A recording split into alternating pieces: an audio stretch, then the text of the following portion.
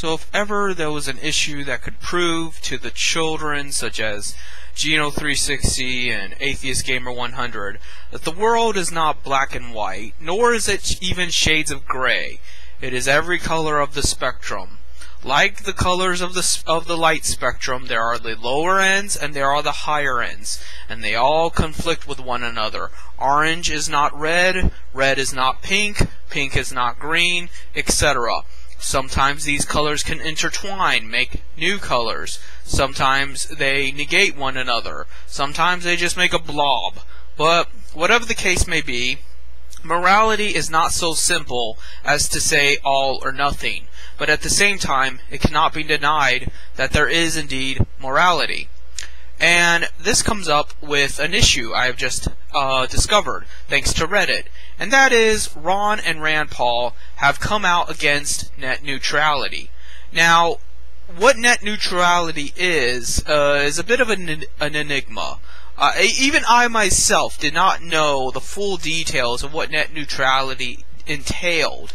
So the best way I can describe it to you is essentially big phone companies such as Verizon, Comcast, things like that, want to be able to basically say what is and isn't acceptable content under their contract, like cable companies. Let's say that Verizon doesn't want to have Facebook for whatever reason. I doubt sincerely they wouldn't have Facebook included in their plan, but Verizon does not want Facebook on their paid plan. And if so, if you are getting your internet service from Verizon, you would not be able to get to Facebook because it would not be in your plan. And as the internet the way it is, I doubt sincerely you would not be able to get to Facebook at all. I'm sure there's some way you can get around that, but it would be more difficult. It's just suffice to say that it would be inconvenient for you if you use Facebook to get to it if you have Verizon. And that's why big websites such as Google and Facebook are opposed to net neutrality, not because they specifically think it's going to target them, but in the end case scenario that it does, the possibility that it does. And they're so big precisely because the internet is the way it is now. They cannot risk the possibility, because even just the mere possibility, even if it's ridiculous, like who's really gonna not use Google or Facebook, but the idea that they could is too much for them to take into consideration. It's too much for them, because to have that risk would make them lose everything. And that's why I'm against net neutrality, because I want to see big websites fail. I want to see Facebook just disintegrate. I want to see Mark Zuckerberg throw himself off a bridge in utter depression. I want big moderators, such as Moot of 4chan, to fucking make a suicide note and shit. And this would be the best way to do it. 4chan would especially suffer. That's why 4chan was so opposed to net neutrality. Because 4chan knows goddamn well that no legitimate company wants to be associated with 4chan. Maybe some companies might do it to be edgy and, you know, to appeal to that demographic. But most of them want to be family friendly, and because of that will either not include it or make it more expensive. It's kind of like 4chan would become the HBO of the internet, and because of that, that's why people are opposed to this. It makes sense. I mean, after all, we already pay for internet. Why should we have to pay more for it, or pay for it in such a way where certain content is restricted because some big company wants to restrict it? Now, this is why morality is not black and white, because either which way the capitalist benefits. Either the capitalists of Google and Facebook and 4chan, the big website owners benefit, or the big phone companies benefit. This is a battle between old versus new. This is just a battle between the bourgeoisie over here and the bourgeoisie over there. And no matter who you side with, the bourgeoisie is going to win. Now, the reason I'm siding with the bourgeoisie over here is because the bourgeoisie over here isn't fucking 4chan or Facebook or any other website that thinks they can ban me. So, that is why. Because they're not moderators. That's what it comes down to. You might think differently, but you know what? You don't know what it feels like to get fucking banned everywhere you go. You don't know what it's like to not be able to sleep sometimes because you are so fucking pissed off about some asshole like Rich Bueller earning $1 million on Kickstarter and the government not slamming on his door. I mean, really, how is it that that's not considered fraud to basically e-beg for $1 million, but someone's standing out in the hot fucking sun for 8 to 9 hours a day holding up a shitty sign that says, "Food, please"? That's considered illegal. It's illegal to panhandle in many of your states. But meanwhile, you can fucking e-beg for $1 million. I mean, the Amazing Atheist is a perfect example. He e-begs time and time and time again, and he makes lots and lots of money on it. But meanwhile, if the Amazing Atheist were to go outside and actually kind of work for that money by having to stand out there like a dumbass and dealing with the heat, he's kind of on the chunky side, he's gonna sweat, it's gonna suck for him, and just stand out there holding up a sign, it's not really working, but it kinda is. It's discomforting. Nobody wants to stand outside in the hot sun, holding up a fucking sign all day in the hopes that you'll make money. That deserves more money than just typing away on the internet saying, "I need money," for a project that you're never going to complete. When do these e-beggars ever complete their projects and then they get fucking money? And, I wouldn't be so mad about the e-begging if they weren't moderators on top of it all. Because Rich, the rapist Bueller, supports pedophilia. He supports pure rape. I mean, like I said, he defended an admitted rapist. I'm kind of stuttering here because I haven't slept, because like I said, when sometimes it just gets on my mind and I think about it and it just eats away at me and I can't sleep. And, it's just ridiculous.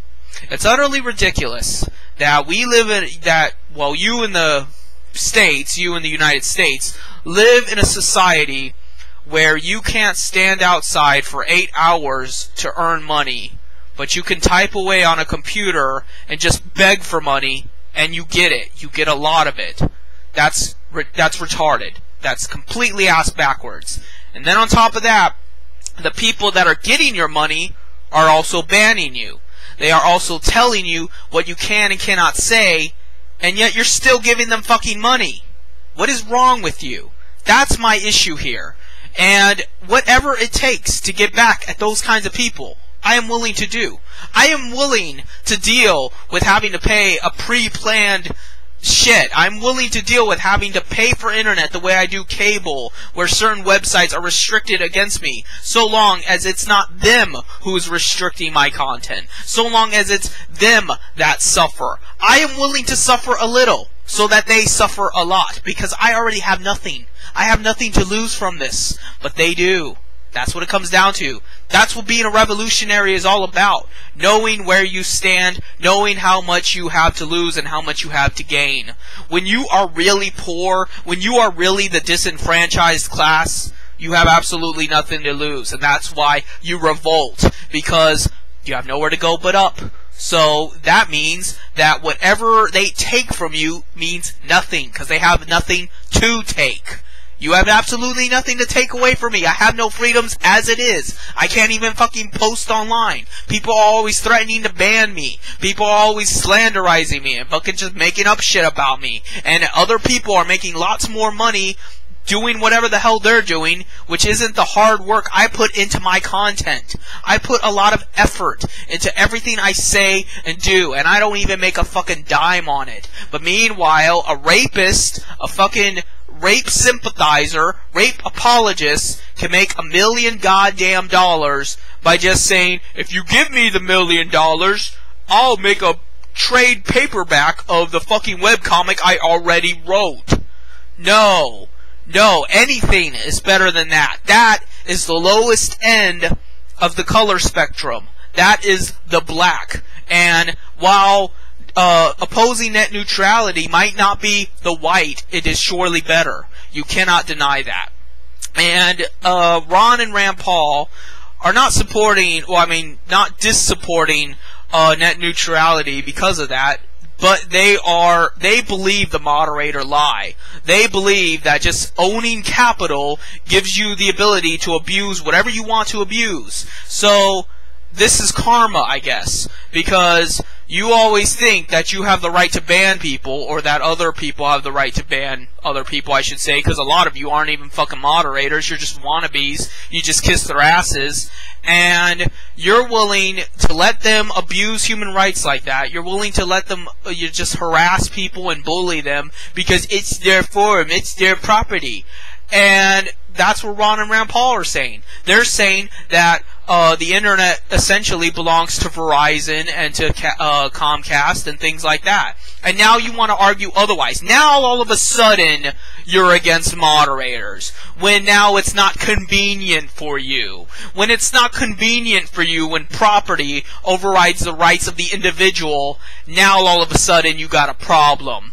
Too little, too fucking late. That's the way I look at it. And I am willing to side with that against you. Because fuck you. You weren't there for anybody any other time. You didn't give a shit when moderators were banning people and just treating people like garbage. You didn't give a crap when fucking 4chan's ban list is at least a good trillion. So, why should anybody care about you? Why should anybody care about what you think or where you want to go? And, you know, I know smaller websites are going to suffer for this. But, in a way, why should you worry about that? You're probably not browsing the smaller websites anyway. Most of you dumbasses that support moderators are only looking at Facebook, lolcats, and porn. And only about one of those things might not be included in your pre-played plan. And that's probably the porn because it's not family friendly or not work safe or whatever. So, woo, that's what you're really scared about, losing your precious porn. Too bad. I don't fucking care. So, I guess that pretty much illustrates what I'm trying to say here. You know, I want to reiterate, too, that I don't think the smaller websites are going to suffer as much as many people seem to think so. Because if smaller websites were going to suffer, I didn't want to word it that way. Essentially, why would they get rid of the smaller websites? Why would they shut out small websites? I mean, unless they're not family friendly or something like that, unless they're not work safe, and it would just be this blunt brush they swoop across the whole thing. Just doesn't make a lot of sense to me. I mean, maybe they might because they figure it's not worth the trouble of looking into to seeing if it's a legitimate website, and then they might not include it in their plan. But I think it would make more sense to just include it in the plan, and then later, if people complain about it, then take it off the plan because it's too adult rated, too graphic, or whatever. It's a pirate site, whatever. I figure you wait until there's actually a problem to discard it. But then again, there I go thinking like a rational person. I'm not thinking like a moderator because I'm not a moderator. So, you know, I don't even know what to say here other than these are two moderators coming at each other. The moderators of Verizon and Comcast versus the moderators of 4chan and Facebook and Google and things like that. You know what? Verizon and Comcast have never banned me. 4chan celebrated my ban. Facebook not only banned me, but still uses my information to this day to make themselves money. I don't see any of that. And while Google has not banned me, Google could do it in the future. I cannot take that chance. I'm not going to take that chance. I'm not willing to take that chance. Fuck Google. Fuck YouTube. Fuck 4chan. Fuck Facebook. Fuck all those websites. That's the way I look at it. And if this makes them suffer, that makes me happy. My happiness is directly proportionate to the suffering of moderators. I am not happy until I see one of them on the street fucking drinking himself to death because he just lost everything. That's the only thing that would make me happy. Atheist Gamer 100 and Geno 360 don't know how fucking hate works. They think hatred is saying a racial slur. It's not. They think hatred is, you know, being violent. Not necessarily. Hatred goes far deeper than that.